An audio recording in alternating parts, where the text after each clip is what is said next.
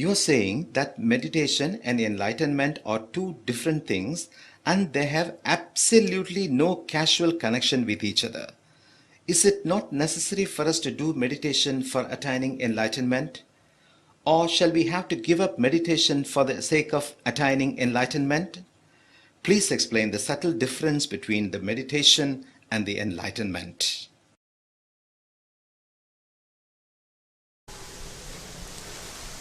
Meditation is something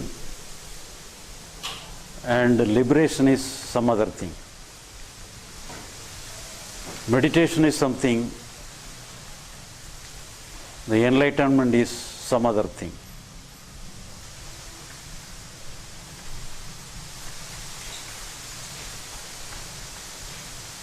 Meditation is only shaping of our mind.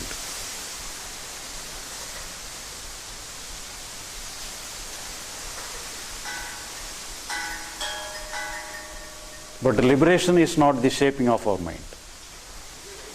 It is only a liberation of our mind. Through meditation, we design, we shape our mind. We mold our mind. We construct our mind.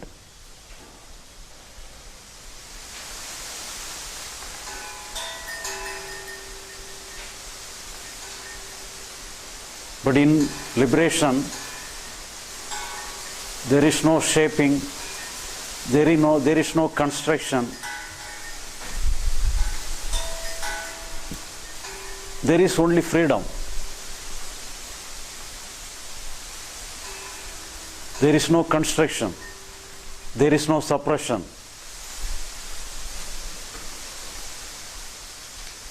There is only liberation. There is only freedom. We give our mind, we leave our mind total freedom. So that is why we do not recommend meditation for liberation. Meditation is towards the South Pole and liberation is towards the North Pole.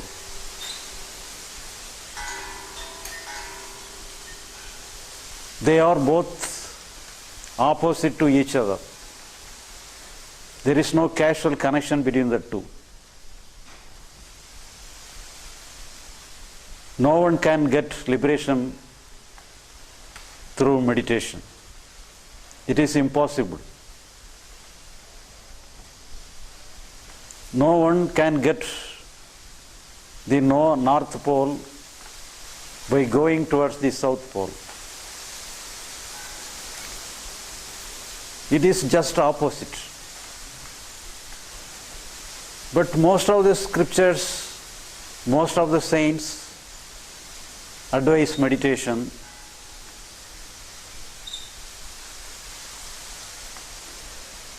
And if we follow meditation on the advice of these such saints, we may get some experiences through meditation.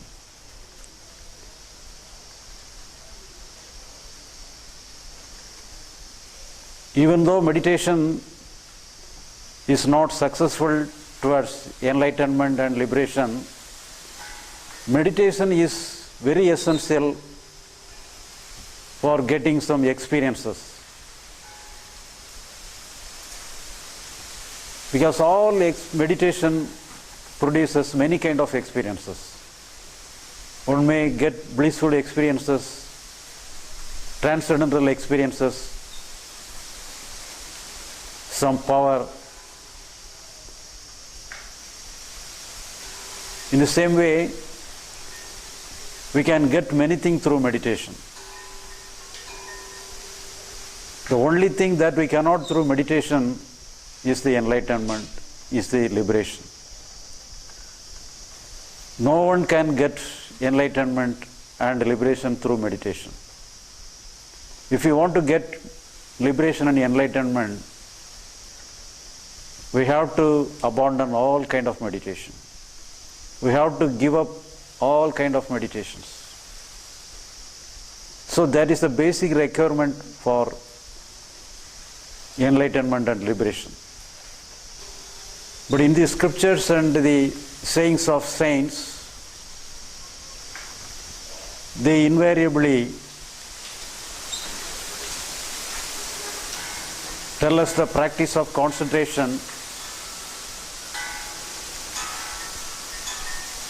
upon consciousness.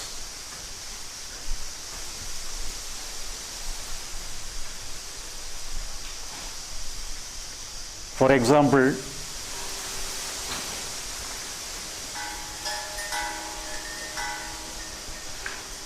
we may take the example of a painting in a white paper. Some painting is drawn, for example. The painting describes a beautiful mountain with peaks and valley, with beautiful trees and some falls, some waterfalls. It is a beautiful paint, it is a beautiful picture. The picture was drawn, the picture was painted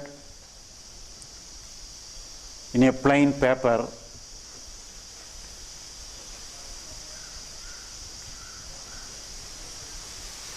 If we touch,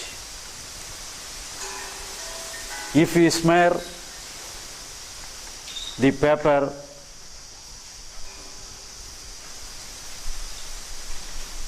there is no peaks, there is no pits, there is no valley. It is a plain paper. There is no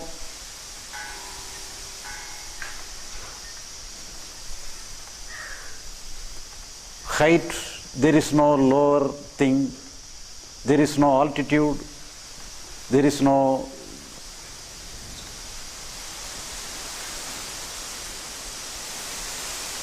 valley, there is no peak.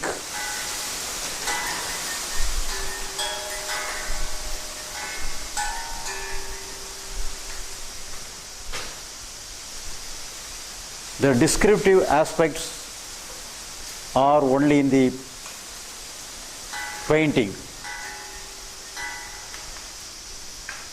In the paper, and the paper is very plain, there is no descriptive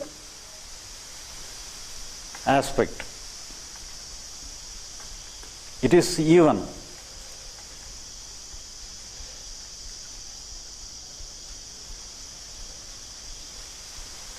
So, in the same way,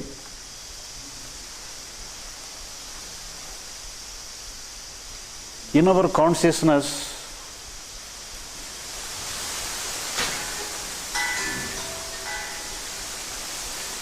we have the intellect aspect.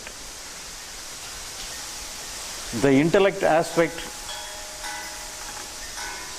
is functioning upon the surface of our consciousness. The consciousness is the paper. The consciousness is the plain paper. It is even. There is no pits, there is no height and down in the paper, there is no up and down in the consciousness. It is even always. The consciousness is same always. The consciousness is same always.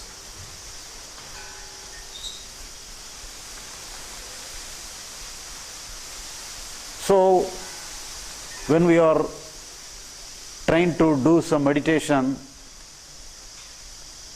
the instruction is to concentrate upon the mind, upon the consciousness. The mind is wavering, but the consciousness is not wavering.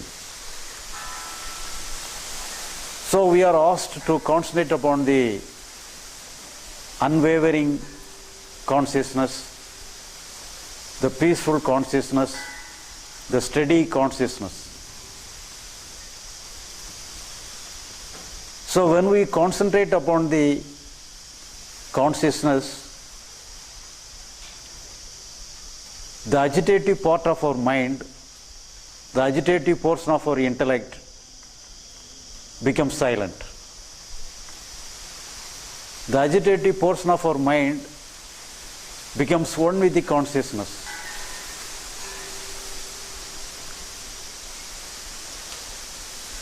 So that is why everybody gives importance to the meditation. Thereby we can concentrate upon the consciousness, which is the base of our intellect.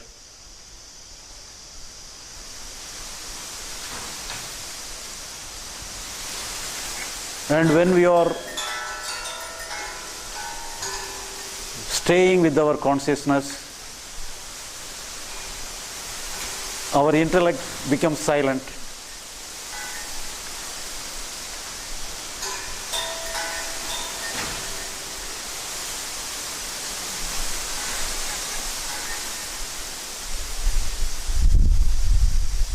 The intellect is no longer struggling.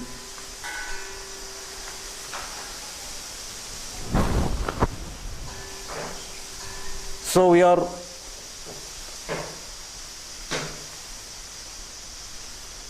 having a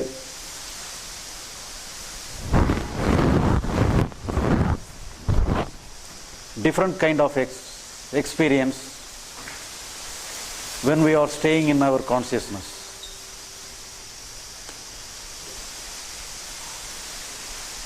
We are having different kind of experience when our intellect part is silent.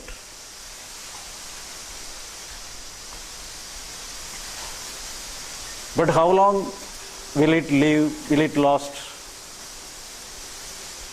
But how long will the same thing will continue?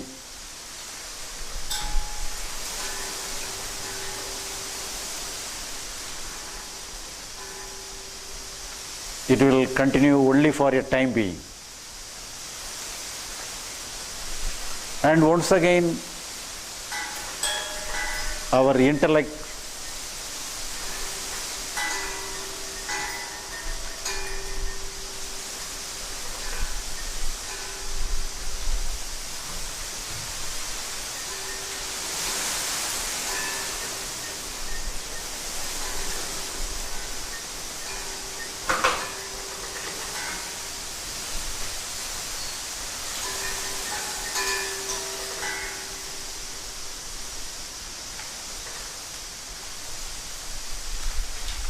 then once again our intellect will be away from the consciousness. Will be get back to the original position. So once again all the troubles of the intellect, all the troubles of our mind will come again.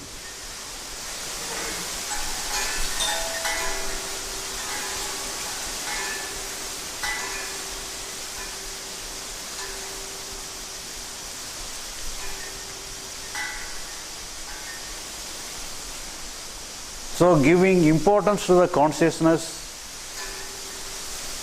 and concentrating and staying with the consciousness will give us only a temporary remedy. And there will not be any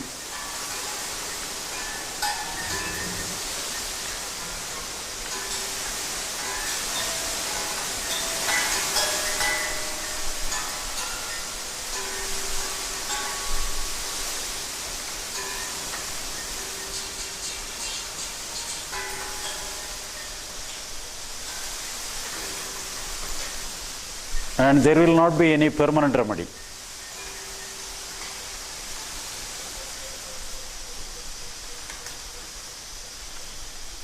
So, the understanding must be dealt with only with the intellect part. If we dealt with the intellect part, if you get the clear understanding of our mind, if we got clear understanding of the functioning of our mind,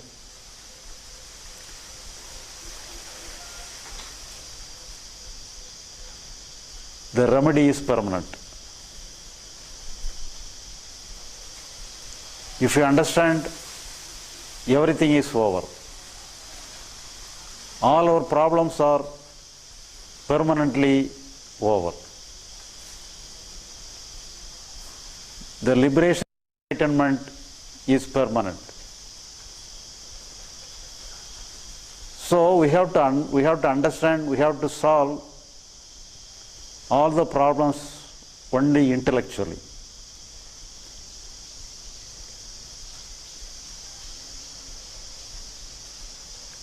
Because the bondage, the ignorance is available, is only in the intellect part. The problem is only in the intellect part. So we have to give importance only to the intellect part. We need not enter into the conscious level. The conscious need not be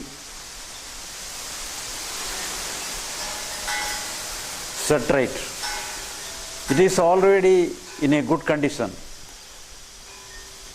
We need not set our consciousness in a correct way. We have to set right the intellect part alone. So what is necessary is our understanding only, our intellectual comprehension only. So the meditation deals with only the consciousness, the concentration upon the consciousness,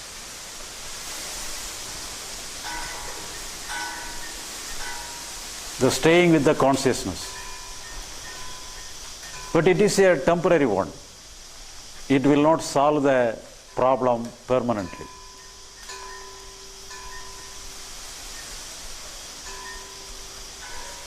And in the religious literatures, there is a story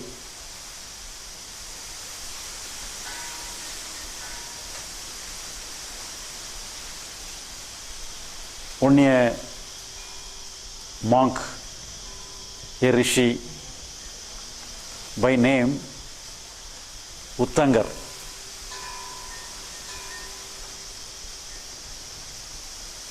He is a man of all austerities.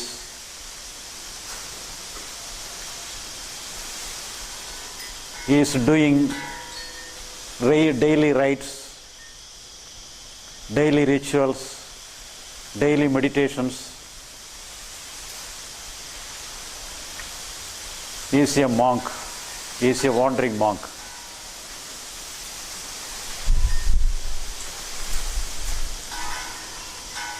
Once when he was meditating,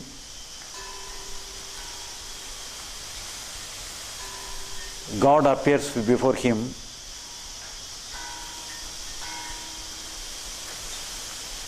and God appears before him, asked whether he wants any blessings from him.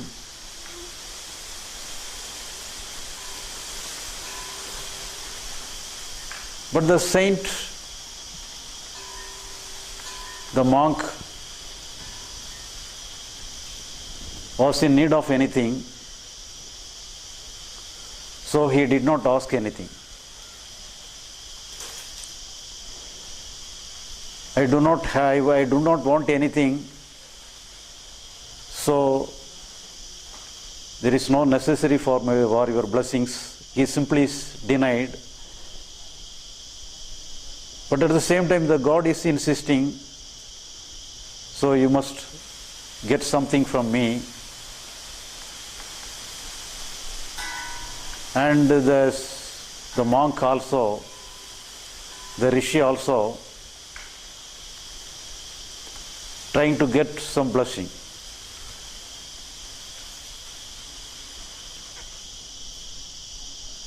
So what thing he has to get from the God as a blessings? He thought for himself. As he is a wandering monk, he was always getting some food wherever he went. He got some residence for his staying wherever he wandering. But in certain times, he had the scarcity of water for his drink.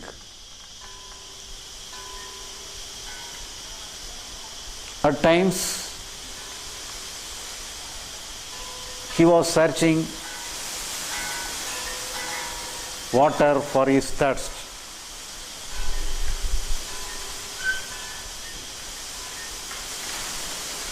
So he had the idea of asking the boon of supplying water.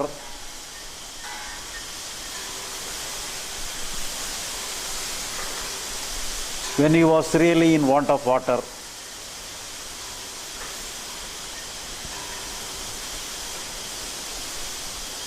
So he asked the blessings. So God himself granted the blessings. So whenever you ask water for your thirst, I will supply water. So the God assured him. And time passed away. The monk had not any circumstances to ask water, because wherever he went, wherever he goes, he had plenty of water for his consumption.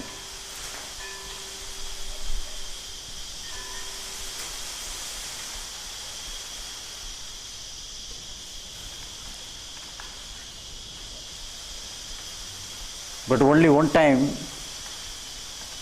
when he was moving in a forest,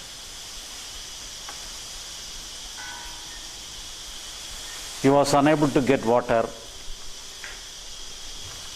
and he wandered here and there to find out some water.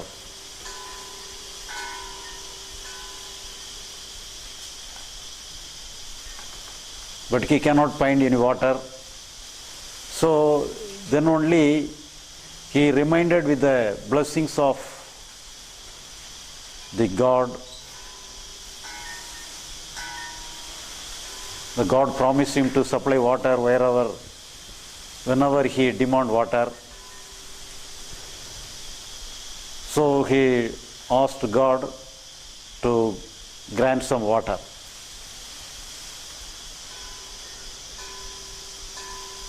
God himself understands that he wants some water, and God himself decided to supply water for his thirst.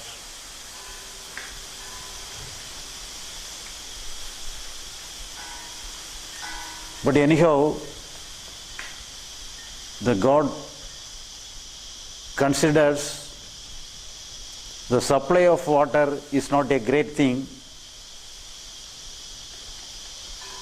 for this great man. So the God wants to give him amrita or nectar instead of water. The nature of amrita or nectar is If one consumes the Amrita, there will be no death for the person who consumed the Amrita. So the God asked the deity by name Indran, is the custodian of Amrita, to supply Amrita to the monk, the Uttangar.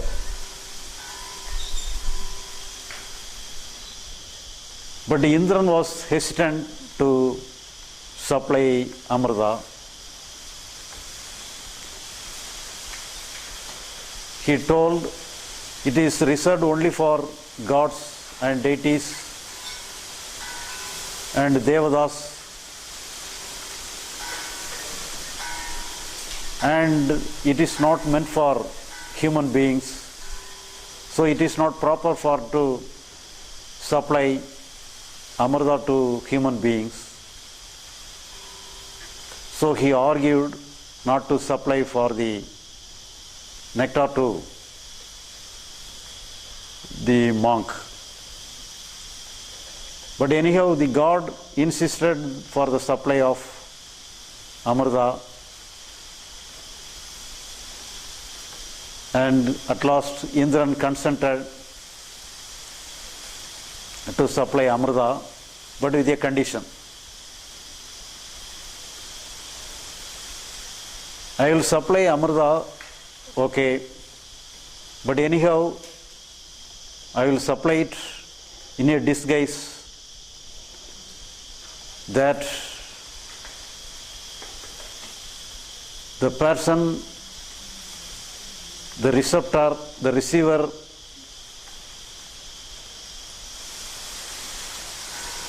will not know openly that this is Amrita. I will supply it in a different disguise. God also accepted the condition, and Indran appeared before the monk. The Indran had the appearance of an ugly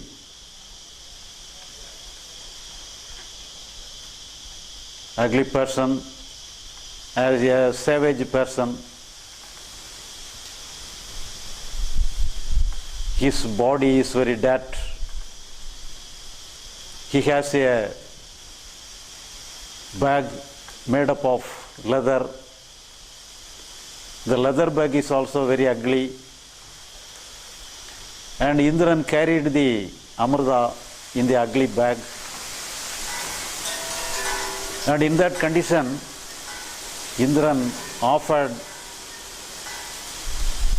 the Amrita to the monk. He asked the monk, Swami, are you thirsty? Are you ready to take water from me? He asked the monk. And the monk, the Uttangar, looked up and down upon the ugly person.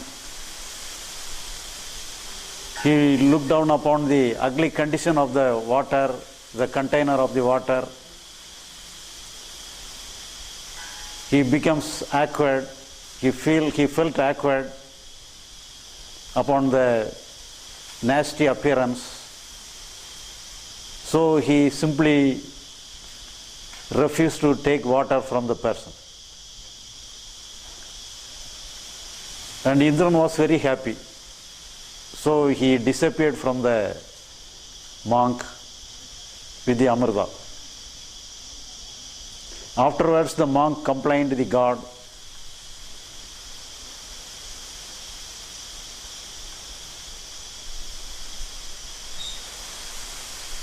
He complained, so I am asking you only a cup of water in a thirsty condition, but you humiliated me by offering it in an ugly manner.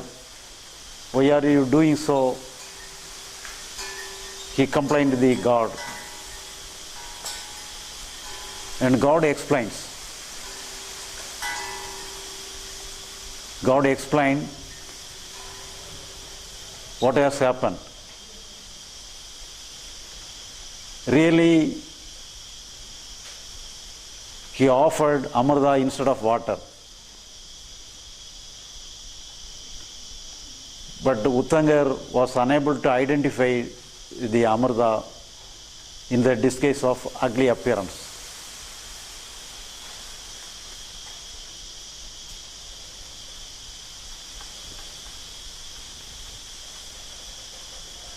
So here, why we are telling this story, our consciousness is always just like Amrita. It is not ugly.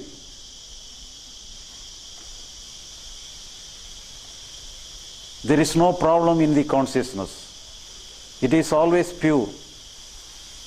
It is always holy. It is always divine. But only the appearance alone is in the worst condition. The appearance alone is ugly.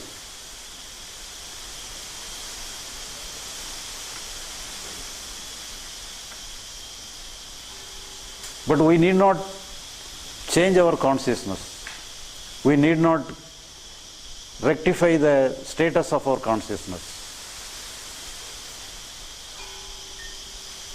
But in the name of religious practices, meditation practices, we are trying to saturate our consciousness. But there is no necessity. There is no necessity to approach everything in the conscious level.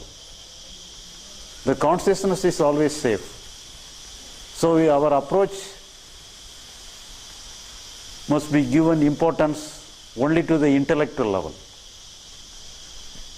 So if you understand properly, the understanding will operate everything in a good manner. Our understanding will solve all our problems. So the meditation we are relying upon is dealing with the consciousness. It is not dealing with our mind. It is not dealing with our intellect. So what is necessary here is to deal with our intellect part. If you deal with our intellect part, everything is okay. Everything will be solved.